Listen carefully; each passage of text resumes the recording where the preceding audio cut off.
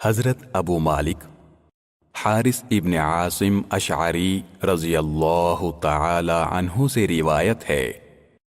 کہ رسول اللہ صلی اللہ علیہ وسلم نے فرمایا، پاکیزگی نصف ایمان ہے،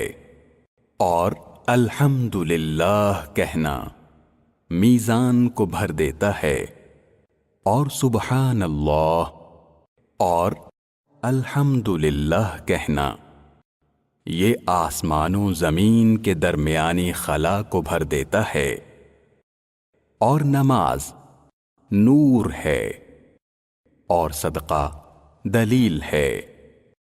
اور صبر روشنی ہے، اور قرآن تیرے لیے حجت ہے یا تیرے خلاف دلیل ہے۔ ہر ایک صبح و سویرے اپنے کاموں میں نکلنے والا ہے، اور وہ اپنے نفس کا سودا کرتا ہے، پس اسے آزاد کرنے والا ہے یا اس کو ہلاک کرنے والا ہے۔ اسے امام مسلم نے روایت کیا ہے۔